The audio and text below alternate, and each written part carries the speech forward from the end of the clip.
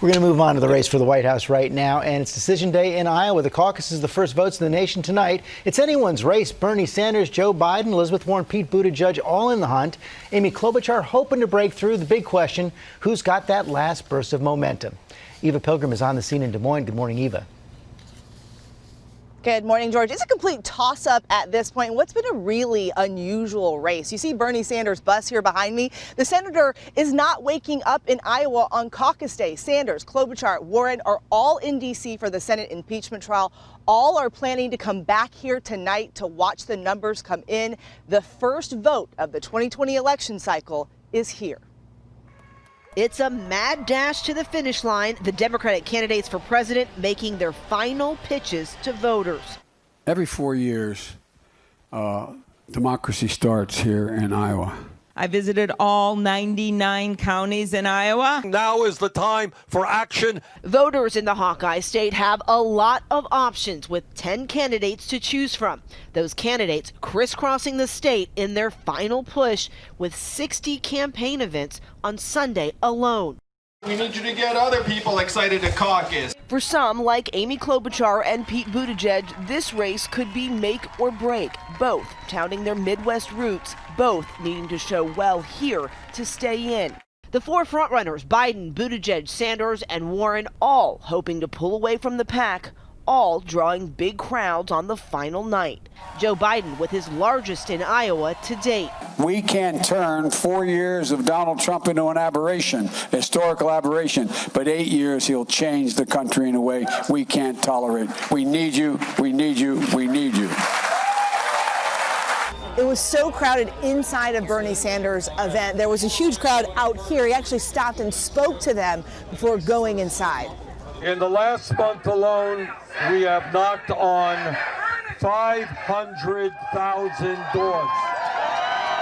Elizabeth Warren skipping her signature selfie lines in a rush to get to more events. Our democracy hangs in the balance.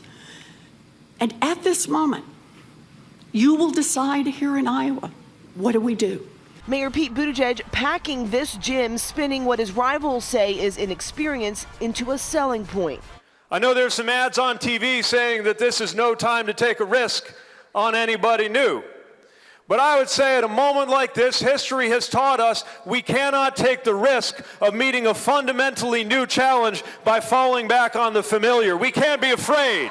But many voters still undecided. Most here saying they know this decision is about much more than Iowa. I think this is about a movement. I think this is different than any other election I've ever been a part of in my young adult life.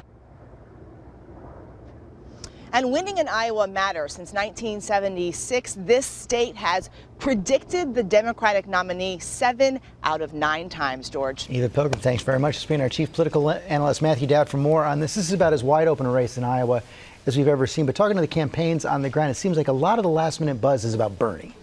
Well, Bernie seems to have the energy in the final days of this, but I think, as you said, this is the most unsettled race I've seen in my lifetime, in my political lifetime, having the multi-candidate field. And I think as of today, we still have 5 or 6 candidates in the Democratic Party that have a legitimate shot at winning the nomination. It starts tonight. And what makes tonight so unusually complicated this time around is that they're going to actually report 3 different sets of results. Yeah, they're going to support that. They're going to report the delegate equivalency. They're going to report the first number of votes, and they're going to report the last number of votes. And so I think we're going to have to sit here tonight and figure out, okay, one person won this, one person won this. I think what's clear out of tonight will be clear out of tonight, as though it's unsettled, is first we're going to know who's not in the race anymore. I think that's what we're going to know more than anything else, as opposed to who's the leader in this pack. And I think as of tonight, we'll know, is this race going to go all the way to convention? Because if it's as divided as we think it is, and it comes out that way, this is a race that could go all the way till July. Right, you have 2 big camps in the Democratic side. You have Bernie Sanders, Elizabeth Warren on one side, the progressive camp. You've got Joe Biden, Amy Klobuchar, Pete Buttigieg, more centrist, more modern, and of course Mike Bloomberg hanging out there for Super Tuesday. Well, that's, I think, what we still have to see settled out. And part of what Iowa will do tonight is begin to settle those lanes, as they call it. But I think what we could get out of tonight is a very mixed field. But I think what will happen is like Bruce Willis in The Sixth Sense. I think some candidates will be dead. They just won't know it yet, probably until after New Hampshire. Iowa usually doesn't decide the nominee. Iowa usually decides who's not going to be the nominee. It winnows down the field. Matthew Dowd, thanks very much. We're going to have live coverage of the Iowa caucuses tonight. I'll be anchor at 8, joined by Matt and our political team. And Friday night, we're hosting the final Democratic debate before the New Hampshire primary, along with Manchester's WMUR. That's at 8 Eastern. Hi, everyone. George Stephanopoulos here. Thanks for checking out the ABC News YouTube channel. If you'd like to get more videos, show highlights, and watch live event coverage, click on the right over here to subscribe to our channel. And don't forget to download the ABC News app for breaking news alerts. Thanks for watching.